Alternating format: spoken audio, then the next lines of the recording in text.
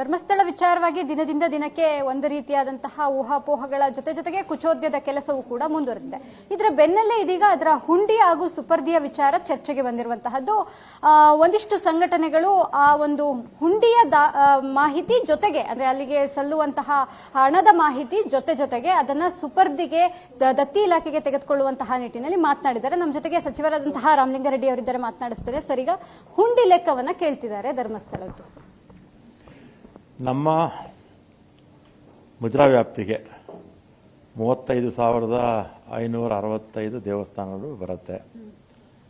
ನಮ್ಮ ಮುಜರಾಯಿ ಇಲಾಖೆಯ ದೇವಸ್ಥಾನಗಳು ಬಿಟ್ಟು ಇನ್ನೂ 1,50,000 ದೇವಸ್ಥಾನಗಳು ನಮ್ಮ ರಾಜ್ಯದಲ್ಲಿದೆ.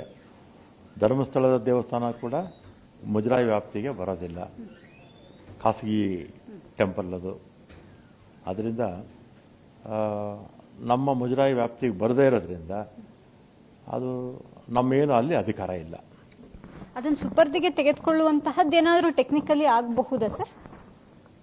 ನಮ್ಮ ಮುಂದೆ ಆ ಥರದ ಯಾವ ಈಗ ಏನು ಇಶ್ಯೂಸು ಇಲ್ಲ. ಈ ಹುಂಡಿ ಲೆಕ್ಕ ಕೇಳ್ತಿದ್ದಾರೆ ಸರ್. ಈಗ ಅದು ಪ್ರೈವೇಟ್ ಟೆಂಪಲ್ ಅಮ್ಮ. ಪ್ರೈವೇಟ್ ಟೆಂಪಲಲ್ಲಿ 1,50,000 ಟೆಂಪಲ್ಸ್ ಇದೆ ಕರ್ನಾಟಕದಲ್ಲಿ. ನಾವು ಅವ್ರು ಯಾರನ್ನೂ ಕೇಳೋಕೆ ಹೋಗೋದಿಲ್ಲ. ನಮ್ದೇನಿದೆ 35,565 ಟೆಂಪಲ್ಸ್ ನಮ್ಮಲ್ಲಿದೆ. ಅದರಲ್ಲಿ ಎ ಗ್ರೇಡು 205, ಬಿ ಗ್ರೇಡು 193, ಉಳಿದಿರ್ತಕ್ಕಂಥದ್ದೆಲ್ಲ ಸಿ ಗ್ರೇಡ್ ಟೆಂಪಲ್. ಅಷ್ಟು ಮಾತ್ರ ನಮ್ಮ ವ್ಯಾಪ್ತಿಗೆ ಬರುತ್ತೆ. ಉಳಿದಿರ್ತಕ್ಕಂಥದ್ದು ನಮ್ಮ ವ್ಯಾಪ್ತಿಗೆ ಈಗ ತಕ್ಷಣಕ್ಕೆ ಯಾವುದೂ ಬರೋದಿಲ್ಲ.